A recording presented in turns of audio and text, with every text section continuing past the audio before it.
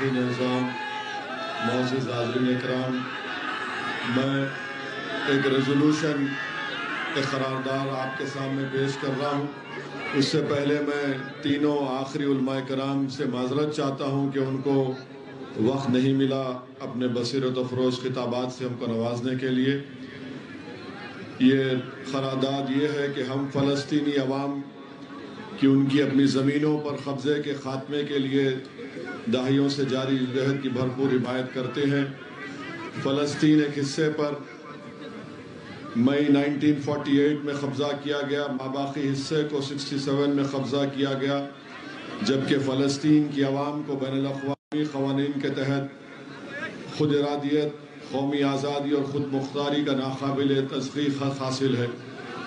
انہیں ہر طرح کے قبضے کے خلاف مزاحمت اور اپنی زمینوں کو ناجائز قبضوں سے پاک کرانے کا ایک مکمل حق حاصل ہے۔ انہیں اپنے گھروں اور جائیدادوں پر واپس جانے کا بھی حق ہے جو 1948 سے ان کے پاس ہے۔ غازہ بھائی سنیے غازہ دنیا کا سب سے بڑا حراستی کیمپ ہے۔ 2006 سے غازہ پر ظالم طاقتوں کا قبضہ ہے، جس کے بعد زمینی، فضائی اور سمندری ناکہ بندی کی گئی۔ غازہ کے 20 لاکھ افراد کو مسلسل تباہی کا سامنا کرنا پڑ رہا ہے۔ انہیں بنیادی ضروریات، نقل و حرکت کے حق سے محروم رکھا گیا۔ غازہ کے لوگوں نے بار بار جنگ و جدل کا سامنا کیا ہے اور وہ ایک مستقبل اجتماعی اذیت برداشت کر رہے ہیں۔ غازہ کے 80% لوگوں کی گزر بسر بیرونی امداد پر منحصر ہے۔ غازہ کی نصف آبادی بچوں پر مشتمل ہے۔ اسرائیل غزہ کی ناکہ بندی، غزہ کے لوگوں پر بمباری، ان کے حصے پر کنٹرول اور ان لوگوں پر اپنی نگرانی کو فوراً ختم کرے۔ فلسطین کے مقبوض علاقے مغربی کنارہ میں ہر روز لوگ مصائب اور مشکلات کے علاوہ نسلی امتیاز کو برداشت کر رہے ہیں۔ مغربی کنارہ کا جبر الحاق اور وہاں بستیوں کو آباد کرنا غیر اخلاقی اور غیر قانونی ہے۔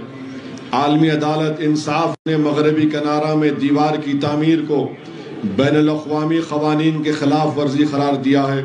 اس علاقے کے لوگوں کو 1500 چیک پوائنٹس کا سامنا ہے جو ان کی آزادانہ نقل و حرکت سے روکتے ہیں۔ اسرائیل کو چاہیے کہ وہ نسلی امتیاز کی دیوار گرائے، فلسطینیوں کو معاوضہ ادا کرے اور ان کی تمام زمینوں کو واپس کرے جہاں سے انہیں بے دخل کیا گیا ہے۔ ہم مسجد اقصیٰ کے تقدس کی بار بار پامالی اور بے حرمتی اور مسلمانوں کے تیسرے مقدس ترین مذہبی مقام پر عبادت میں رکاوٹوں کی اسرائیلی کوششوں کی مذمت کرتے ہیں۔ ہم اسرائیل کی طرف سے مقبوض علاقوں میں مساجد اور گرجا گھروں کو نشانہ بنانے کی مذمت کرتے ہیں، بشمول غازہ میں حالیہ عرصے میں بمباری کے ذریعے یونانی آرتھوڈاکس سینٹ پورفیرنس چرچ پر، جو دنیا کا تیسرا قدیم چرچ پر بمباری کی گئی، اس کی بھی مذمت کرتے ہیں۔ ہم اسرائیل کی طرف سے دواخانوں، اسکول سمیت شہری انفراسٹرکچر جو بار بار بمباری کی جا رہی ہے مذمت کرتے ہیں۔ ہم سیاسی مقاصد کے حصول کے لیے تشدد کے استعمال کی مذمت کرتے ہیں۔ جو معصوم جانیں ضائع ہوئی ہیں اس پر ہم گہرے غم و تعزیت کا اظہار کرتے ہیں۔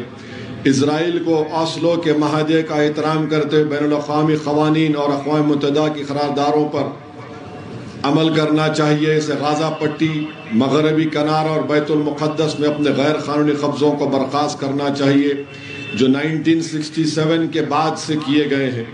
اسرائیل ایک آزاد اور خود مختار فلسطینی ریاست کے قیام میں مزید رکاوٹیں نہ ڈالیں۔ بھارت ہمارا وطن عزیز 1774 میں PLO کو فلسطین کے عوام کے جائز اور واحد نمائندے کے طور پر تسلیم کرنے والا پہلا غیر عرب ملک ہے۔ 1988 میں بھارت نے آزاد ریاست فلسطین کو تسلیم کرنے والا پہلا ملک ہے۔ جمہوری بھارت کو فلسطینی عوام کی حمایت کی اپنی اس قدیم روایت کو برقرار رکھتے ہوئے اس کا احترام کرنا چاہیے۔ ہم حکومت ہند سے کہنا چاہتے ہیں کہ بابا قوم مہاتما گاندھی کی اس بات کو یاد رکھا جائے کہ فلسطین فلسطینیوں کا ہے، جس طرح انگلستان انگریزوں کا اور فرانس فرانسیسیوں کا ہے۔ بھارت نے ہمیشہ نسل پرستی اور نوآبادی نظام کے متاثرین کے ساتھ اظہار یکجہتی کیا ہے، چاہے وہ جنوبی افریقہ ہو یا انڈونیشیا اور فلسطین۔ ہمیں اس روایت اور تاریخ کو ترک کرنا نہیں چاہیے۔ ہم بھارت کی کچھ ریاست حکومتوں کی جانب سے غازہ میں اسرائیلی جنگی جرائم بشمول دواخانے، اسکول اور گرجا گھروں مساجد پر حملے کے خلاف عوامی مظاہروں کی حوصلہ شکنی یا پھر مظاہرین کے خلاف مجرمانہ پابندیوں کی مذمت کرتے ہیں۔ ہم آزمائش کی اس گھڑی میں فلسطینی عوام کے ساتھ ایک جہتی کا اظہار کرتے ہیں اور ان کے ساتھ کھڑے ہیں، اور عالمی برادری سے مطالبہ کرتے ہیں کہ اسرائیل پر لگام کسے جو انسانیت کے خلاف سنگین جرائم اور فلسطینیوں کی نسل کشی کا ارتکاب کر رہا ہے۔ ہم مقبوض غازہ پٹی سے فلسطینی برادری کو جزیرہ نما سینائی اور مغربی کنارے سے اردن کی طرف بے دخلی کے اسرائیلی منصوبوں کو مکمل طور پر مسترد کرتے ہیں اور اسے سراسر مجرمانہ اور غیر قانونی قرار دیتے ہیں۔ اور کیا آپ کو یہ قرارداد منظور ہے؟ تو نعرہ لگائیے، نعرہ تکبیر، تکبیر!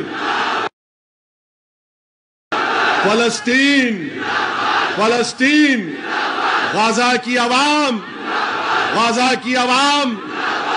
میرے عزیز دوستوں اور بزرگوں، آج تک اسد صاحب کا نام لیتے پاگل، اب تک اسرائیل کی جانب سے حملے میں 5080 لوگوں کی شہادت ہوئی ہے، جس میں سے 2000 بچے ہیں، 1119 خواتین ہیں، 190 ضعیف لوگ ہیں، 15890 لوگ زخمی ہیں، 50,000 خواتین غازہ میں پریگننٹ ہیں۔ اسی لیے آپ تمام سے میری گزارش ہے کہ آپ دعا کریے غازہ کی عوام کے لیے، اور ہم ہماری حکومت سے اس بات کا مطالبہ کرتے ہیں کہ جس طرح 1987 میں سری لنکا میں جافنا میں جب ٹیمیلینز پر یہ اس طرح کا محاصرہ کر لیا گیا تھا، تو بھارت کی حکومت نے پلین کے ذریعے سے ٹیمیلین جو جافنا میں پھنسے ہوئے تھے ان کو کھانا تقسیم کیا تھا۔ اسی طریقے سے ہم امریکہ کو یاد دلاتے ہیں، برطانیہ کو، فرانس کو، کہ جب دوسری جنگ عظیم 1948 سے 1949 مئی تک جب برلن پر قبضہ ہو رہا تھا، تو امریکہ نے سوویت یونین کو کہہ کر ایک کوریڈور بنایا تھا تاکہ وہاں پر برلن کے لوگوں کو کھانا مل سکے۔ یہ تمام چیزیں سامنے ہیں۔ میں آپ سے اپیل کر رہا ہوں کہ یہاں بیٹھ کر غازہ کی عوام کی تکلیف کو محسوس کریے، فلسطینیوں کے لیے دعا فرمائیے۔ آج آپ کو کرسی نہیں ملی تو آپ کھڑے رہنے میں تکلیف محسوس کر رہے تھے، سوچو تھوڑی دیر کے لیے کہ تمہاری بہن ہے جس کے پاس وہ پریگننٹ ہے، حاملہ ہے، اسپتال نہیں ہے۔ میں سلام کرتا ہوں فلسطین کے ان معصوم بچوں کو جو اپنے ماں باپ کی لاشوں کو دیکھ کر بھی نعرہ تکبیر اللہ اکبر کا نعرہ بلند کر رہے ہیں۔ میں سلام کرتا ہوں وہ فلسطین کی ماؤں کو جنہوں نے اپنے اولاد کی لاشوں کو دیکھ کر بھی کہہ رہے ہیں کہ بیت المقدس ہم تجھے چھوڑنے والے نہیں ہیں۔ میں سلام کرتا ہوں ان بزرگوں کو جو اپنے سامنے اپنی اولاد کی شہادت کو دیکھ کر بھی کہتے ہیں کہ صلاح الدین ایوبی تو بھی مرا نہیں، ہم زندہ ہیں۔ میرے عزیز دوستوں اور بزرگوں، ہم کو ان کے لیے دعا کرنا ہے، اور میرے ساتھ ایک اور مرتبہ نعرہ لگائیے کہ فلسطین، فلسطین! زور سے نعرہ لگائیے، فلسطین، فلسطین، فلسطین! مسجد اقصی زندہ باد، مسجد اقصی زندہ باد، مسجد اقصی زندہ باد، بیت المقدس زندہ باد!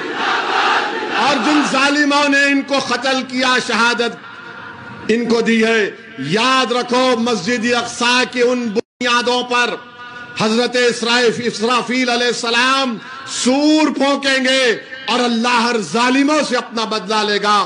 اب میں امیر صاحب سے گزارش کرتا ہوں کہ وہ دعا فرمائیں، دعا ہوگی، دعا کے لیے تقریر کا وقت کوئی تو نہیں ہے۔ امیر صاحب دعا فرمائیں گے اور خاموشی سے سنیے۔